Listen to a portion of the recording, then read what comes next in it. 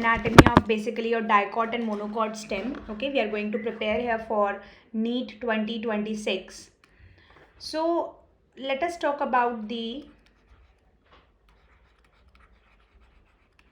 anatomy of dicot and monocot stem here. Okay, first of all we'll be dealing with the anatomy of dicot stem, right?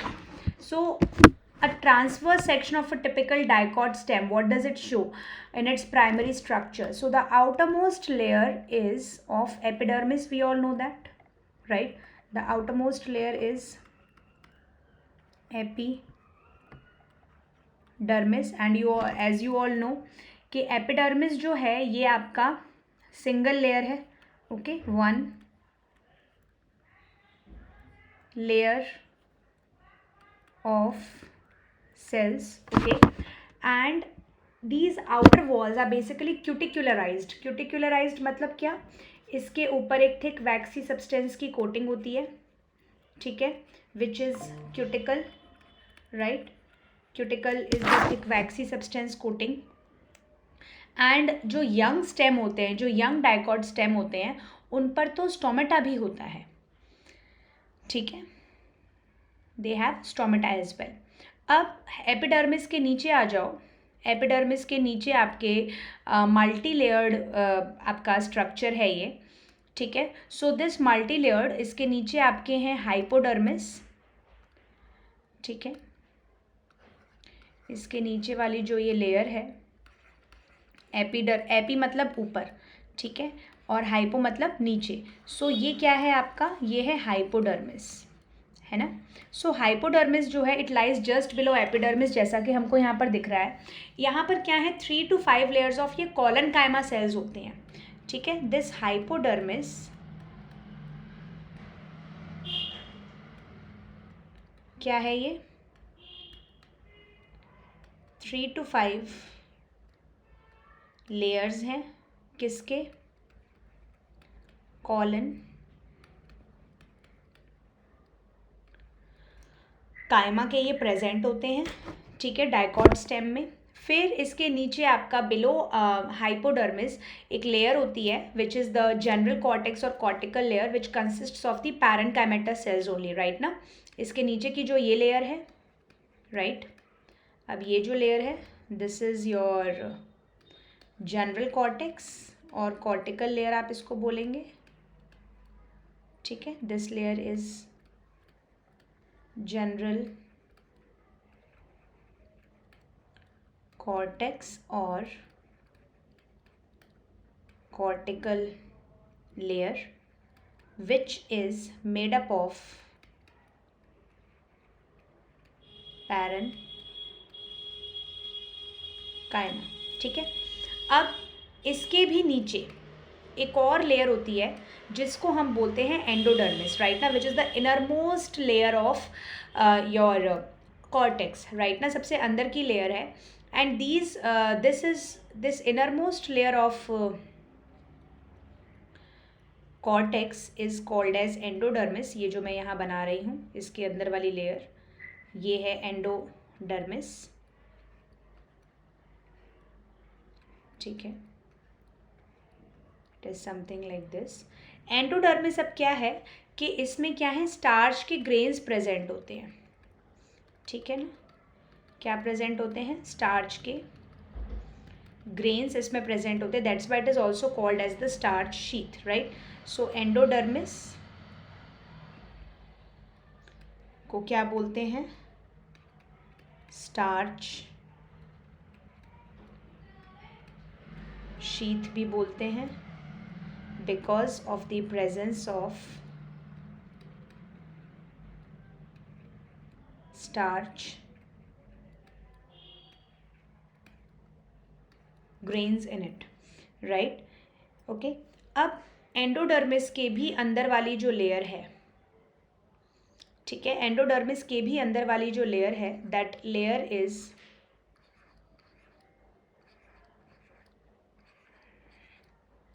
Pericycle, right. So ये endodermis के अंदर वाली layer है and it is present in the form of patches, right. Semi lunar patches के फॉर्म में ये present होता है. क्या है ये, पेरी साइकिल। यहाँ पर आपके सेमी लूनार शेप का ये होता है। इसमें आपका basically comprising of sclerenchymatous cells, right ना। सेमी लूनार पैचेस होते हैं इसमें स्क्लेरेनकाइमा सेल्स के। Semi lunar means half moon, है ना, हाफ मून जैसे ये आपका होता है। सेमी लूनार पैचेस होते हैं ऑफ किसके, स्क्लेरन कायमा के, ठीक है। अब इसके अंदर क्या है, वेस्कुलर बंडल्स हैं। वेस्कुलर बंडल्स यहाँ पर कैसे होते हैं, conjoint open with एंडार्क protoxylem, right ना। देखो वेस्कुलर बंडल्स यहाँ पर कैसे हैं ना, कि ये आपके रिंग मैनर में अरेंज्ड होते हैं। Vascular bundles are arranged in this ring like manner, इस तरीके से कुछ।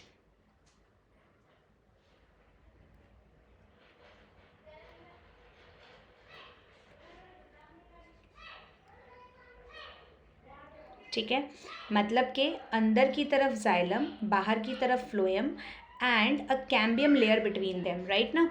अब ये जो वेस्कुलर बंडल्स हैं, ठीक है, कैसे, अंदर की तरफ जाइलम, बाहर की तरफ फ्लोएम और इनके बीच में कैम्बियम, राइट। क्योंकि ये जो जाइलम और फ्लोएम है ये आपके किस फॉर्म में प्रेजेंट है, ये आपके बंडल्स के फॉर्म में प्रेजेंट है, राइट। तो इस वजह से ये क्या है, कॉन्जॉइंट। कॉन्जॉइंट अरेंजमेंट क्या होता है कि जब जाइलम और फ्लोएम एक बंडल के फॉर्म में प्रेजेंट हैं और सेम रेडियस पर प्रेजेंट है, दैट इज कॉन्जॉइंट, राइट। और इनके बीच में कैम्बियम है जैसा कि हमको दिख रहा है, राइट ना। So they are open for secondary growth, that's why it is open. और मैंने पिछले ही वीडियो में बताया था कि स्टेम में, स्टेम क्योंकि बाहर होता है, राइट ना, तो बाहर होता है तो वो आप उसका उल्टा याद करोगे, it is the endarch condition here for protoxylem, right ना। एंडार्क प्रोटोजाइलम होगा मतलब कि अंदर से बाहर की तरफ ये डेवलप करेगा, राइट ना। अगर आपको एंडार्क, एक्सार्क और डिटेल में अगर समझना है तो do comment below, I will take the another session for it, ठीक है। तो इसमें वेस्कुलर बंडल्स कैसे हैं, कॉन्जॉइंट ओपन एंडार्क प्रोटोजाइलम है। और जैसा कि आपको यहाँ पर दिख रहा है, they are arranged in ring like structure, right. Ring like manner में ये अरेंज्ड हैं, रिंग लाइक मैनर में ये अरेंज्ड हैं, ठीक है। अब इसके अंदर आ जाता है आपका पिथ और मेड्यूला, जैसा कि जो इसका सेंट्रल पोर्शन है of stem which is occupied by the parenchymatous cells, right ना। This is the central portion of the stem, ये स्टेम का ये सेंट्रल पोर्शन है विच इज़ द पिथ।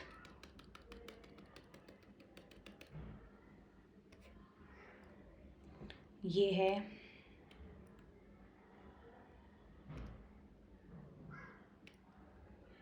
पिथ, और आप इसको दूसरे शब्दों में मेड्यूला भी बोल सकते हैं। सेंट्रल पोर्शन है, right, made up of parenchyma cell. किसका बना है,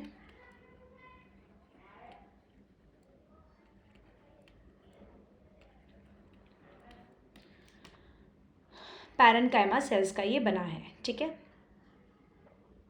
अब नेक्स्ट क्या आ जाता है, इसमें वेस्कुलर बंडल्स के बीच बीच में, राइट ना, वेस्कुलर बंडल्स के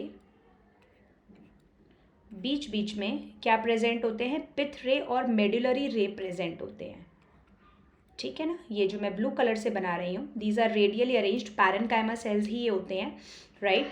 and in between the vascular bundles ये होते हैं जो कि आपका पैरेन्काइमा सेल्स के ही बने होते हैं, right. So this blue coloured is the pith ray और मेडुलरी रे आप इसको बोल सकते हैं। This is the pith ray और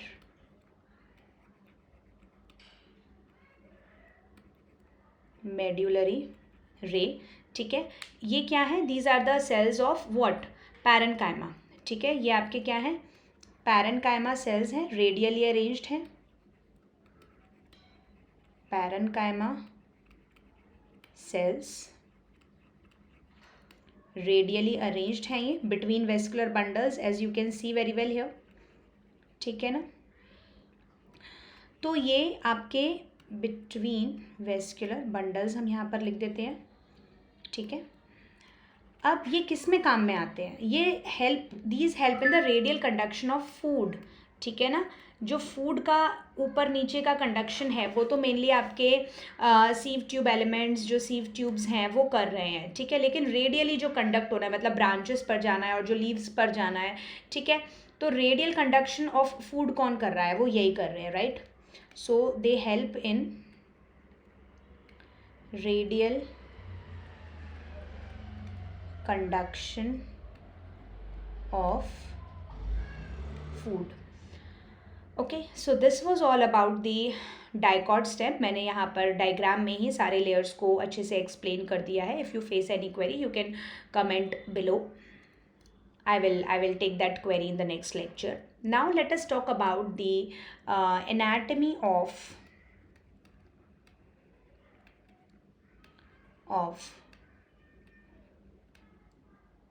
मोनोकॉट स्टेम, ठीक है। तो मोनोकॉट स्टेम की एनाटमी कैसी होती है? डिफरेंट होती है, डाइकॉट से काफ़ी डिफरेंट होती है, राइट। अगर आप इसका ट्रांसवर्स सेक्शन देखेंगे तो इसमें आपका क्या होता है कि बाहर बस एपिडर्मिस है, फिर हाइपोडर्मिस है, देन सब ग्राउंड टिश्यू। इसमें कोई भी लेयर्स जो हैं वो डिफरेंशिएटेड नहीं होती हैं, ठीक है ना। What we can say, no layers are differentiated here. Okay, so देखिए कैसे होता है इसमें।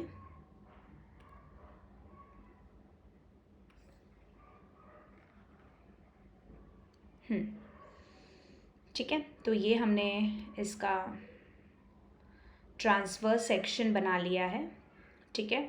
So the outer most layer here is epidermis, जैसा कि हमने डाइकॉट स्टेम में पढ़ा था, आउटर मोस्ट लेयर एपिडर्मिस है। यहाँ पर भी वही है, एक ही लेयर का होता है। डाइकॉट स्टेम में भी एक ही लेयर का था, यहाँ पर मोनोकॉट स्टेम में भी ये एक ही लेयर का है, राइट ना।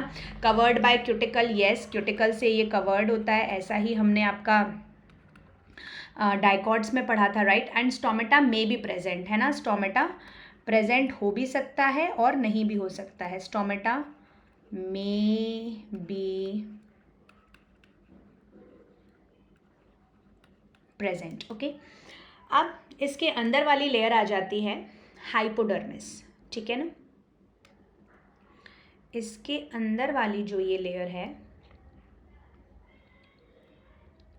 ये लेयर अब जो मैं बना रही हूँ, ठीक है, एपिडर्मिस के अंदर, ठीक है। एपी मतलब ऊपर, डर्मिस मतलब लेयर होता है, राइट।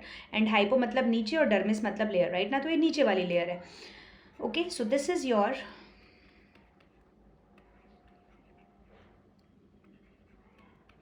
हाइपोडर्मिस, राइट, जो कि किसका बना है? ये स्क्लेरेनकाइमा सेल्स का बना है। हमने क्या पढ़ा था कि डाइकॉट स्टेम में हाइपोडर्मिस किसका बना था? कॉलनकाइमा सेल्स का बना था, ये हमको याद रखना है, राइट।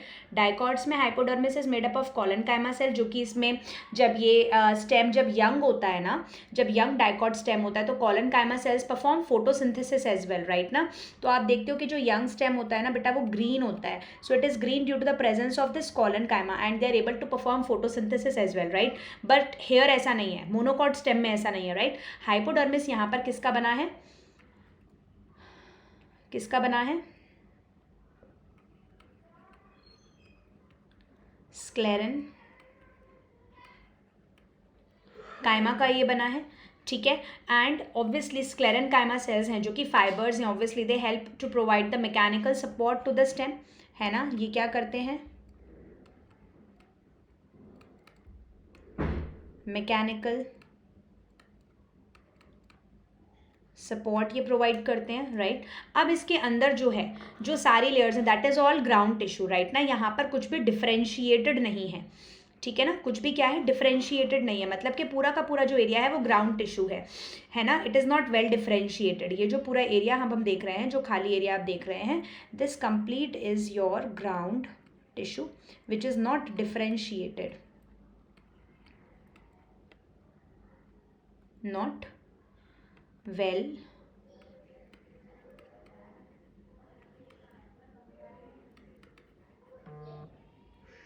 differentiated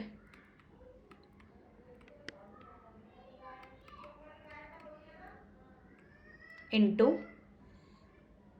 cortical layers, है ना। ना तो यहाँ पर कोई कॉर्टेक्स की कोई लेयर है ना, ना ही यहाँ पर उसके जो इनरमोस्ट लेयर है विच इज़ एंडोडर्मिस, है ना ही यहाँ पर एंडोडर्मिस है, ना ही पेरीसाइकल है ना, पेरीसाइकल भी नहीं है यहाँ पर, ना ही यहाँ पर पित्त है और ना ही यहाँ पर पित्त रेज हैं, ठीक है। So all cells lying inner to hypodermis, right ना, it constitutes the ground tissue. जैसा कि आप देख रहे हो हाइपोडर्मिस के अंदर जो भी सारी सेल्स हैं, ठीक है, वो सब आपके यहाँ पर ग्राउंड टिश्यू हैं, जो कि कुछ भी डिफ्रेंशिएटेड नहीं है। अब बात आती क्या है कि ये सेल्स बने किसके हैं, है ना, these cells are made up of parenchyma, right ना। मैंने बताया था maximum portion of the plant body, maximum portion of the plant body is made up of parenchyma cells, तो यहाँ पर ये ground tissue is also made up of parenchyma cells. अब बात आ जाती है वेस्कुलर बंडल्स की, राइट। सो वेस्कुलर बंडल्स इसमें कैसे होते हैं, देखिए,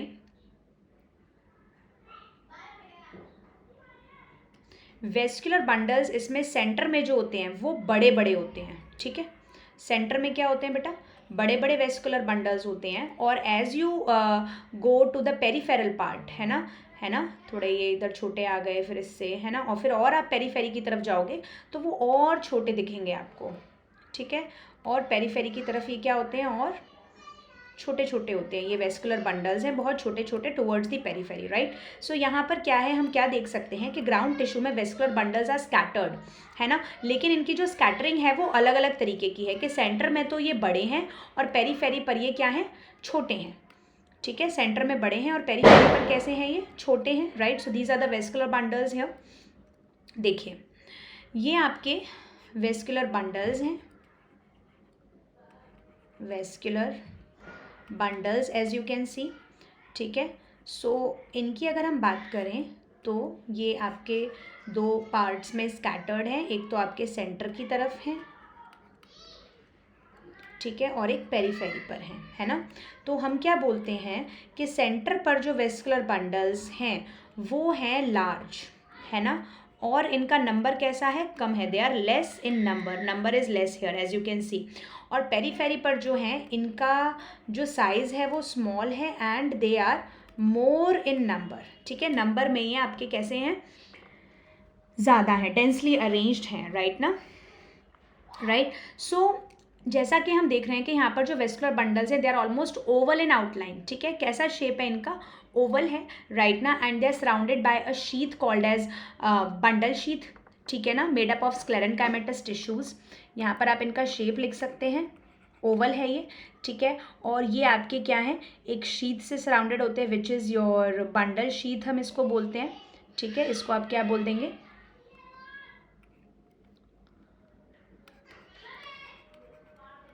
बंडल शीथ हम इसको बोल देंगे। और ये बंडल शीथ किसका बना होता है, it is made up of your sclerenchyma, right ना, स्क्लेरेनकाइमेटस टिश्यूज़ का ये बना होता है,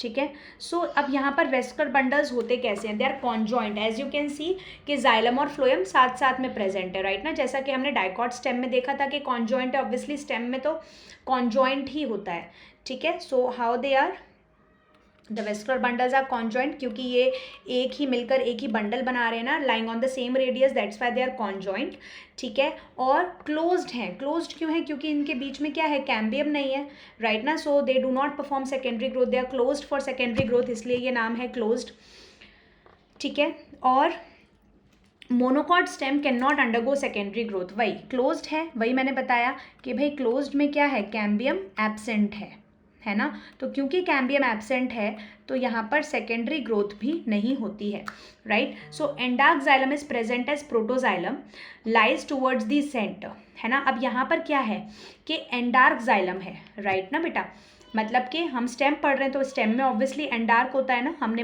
डाइकॉट स्टेम में भी एंडार्क पढ़ा था, यहाँ पर भी हम एंडार्क पढ़ेंगे, मतलब कि सेंटर से आपका प्रोटोजाइलम डेवलप करना स्टार्ट हो रहा है, from centre towards the periphery, right ना, ओके। एंड यहाँ पर क्या है, वाटर कंटेनिंग कैविटीज़ प्रेजेंट होते हैं वेस्कुलर बंडल्स में, क्या होते हैं, वाटर कंटेनिंग कैविटीज़ यहाँ पर प्रेजेंट होते हैं, कैविटीज़ इन वेस्कुलर बंडल, वीबी मैं यहाँ पर लिख रही हूँ, जो कि एक मेन कैरेक्टरिस्टिक फीचर है मोनोकॉट स्टेम का। यहाँ पर मैंने स्टार मार्क कर दिया है इसको, राइट ना, कि water containing cavities vascular bundles में केवल और केवल मोनोकॉट स्टेम में ही होता है और कहीं नहीं होता है, राइट। और यहाँ पर जो फ्लोएम होता है, फ्लोएम में sieve tubes, companion cells and phloem fibres होता है, फ्लोएम पैरेन्काइमा नहीं होता, राइट। फ्लोएम में यहाँ पर क्या क्या होता है, फ्लोएम में हम लिख देते हैं बस फ्लोएम पैरेन्काइमा नहीं होता, बाकी सब होता है, ठीक है ना।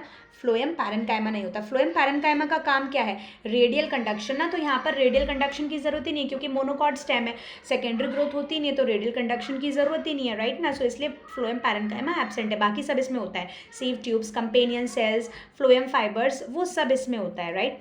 अब हम एक थोड़ा कंपैरिजन देख लेते हैं between both of this dicot and monocot stem, ठीक है ना। सॉरी, कंपैरिजन देख लेते हैं between root and stem, right. तो रूट और स्टेम के बीच में हम एक कंपैरिजन देख लेते हैं। तो रूट में एपिडर्मिस जो है, राइट, रूट में एपिडर्मिस में क्यूटिकल तो नहीं होता, ये हम जानते हैं क्योंकि वैक्सी सब्सटेंस की कोटिंग ज़रूरत ही नहीं है रूट में, है ना, क्योंकि लॉस ऑफ वाटर होता ही नहीं है रूट से। लेकिन स्टेम में चाहिए क्यूटिकल, है ना, because it regulates the loss of water obviously, right. अब हाइपोडर्मिस की बात करें तो हाइपोडर्मिस का आप हमेशा याद रखिएगा कि रूट में हाइपोडर्मिस की लेयर होती ही नहीं है, रूट में हाइपोडर्मिस नहीं होता है, राइट, लेकिन स्टेम में हाइपोडर्मिस होता है। अगर आप बात करें डाइकॉट स्टेम की, तो डाइकॉट स्टेम का जो हाइपोडर्मिस है that is made up of collenchyma, है ना, ये याद रखना है आपको। कैसे याद रखोगे, ए बी सी डी, सी और डी साथ साथ में आता है तो आप ऐसे याद रख पाओगे, राइट ना। और मोनोकॉट स्टेम में जो हाइपोडर्मिस होता है that is made up of sclerenchyma, right, ये आपको याद रखना है ना। अब एंडोडर्मिस की अगर हम बात करें, एंडोडर्मिस, तो रूट्स में जो एंडोडर्मिस है वो डिस्टिंक्ट होता है। मतलब हमने क्या देखा था कि रूट का जो एंडोडर्मिस है that is your Casparian strip, है ना, ये हमने देखा था, कैस्पेरियन स्ट्रिप प्रेजेंट होती है रूट के एंडोडर्मिस में। लेकिन जो स्टेम का एंडोडर्मिस है वो थोड़ा पुअरली डेवलप्ड होता है ना। और केवल डाइकॉट स्टेम जो होता है ना, डाइकॉट में ही आपका क्या होती है, स्टार्च शीथ होती है, जो कि हमने अभी पढ़ा था, है ना। डाइकॉट में ही क्या होती है, बस स्टार्च शीथ होती है, राइट। मोनोकॉट में तो नहीं होती है स्टार्च शीथ, क्यों, क्योंकि मोनोकॉट में तो एंडोडर्मिस ही नहीं होता, पूरा ग्राउंड टिश्यू ही है, राइट ना। क्लियर है, एपिडर्मिस पढ़ लिया, हाइपोडर्मिस पढ़ लिया, एंडोडर्मिस पढ़ लिया। अब आ जाओ आप वेस्कुलर बंडल्स पर, राइट। सो वेस्कुलर बंडल्स जो हैं, are for root, are for radial, ये आपको याद रखना है, ठीक है। और स्टेम में वेस्कुलर बंडल्स कैसे होते हैं, हमेशा कॉन्जॉइंट होंगे, ठीक है। और जाइलम की अगर हम बात करें तो मैंने आपको पिछले ही लेक्चर में बताया था कि रूट अंदर होता है, राइट, अंदर मतलब एंड, लेकिन आपको इसका ऑपोजिट याद करना है, क्या, एक्स याद करना है। इसमें रूट में आपको एक्सार्क लिखना है ना, और स्टेम में आपको क्या लिखना है, एंडार्क लिखना है, राइट ना। ये आपका जाइलम का हो गया। So this was all about the anatomy of stem today. And पिछले लेक्चर में हमने एनाटमी ऑफ रूट भी पढ़ा था। यहाँ पर आज मैंने आपको बहुत अच्छे से क्लियर डिस्टिंक्ट आपको डिफरेंसेस भी मैंने बता दिए हैं between the anatomy of root and stem. If anybody faces any doubt please comment below. अगर आप चाहते हैं कि कोई पॉइंट इसमें से मैं लूँ या कोई उसका लेक्चर में पढ़ाऊँ, सो या फिर any other topic related to botany, do comment below. I will take that lecture in the upcoming session. Okay, hope you all enjoyed the session and got the concepts very clearly. Bye bye, good day, take care.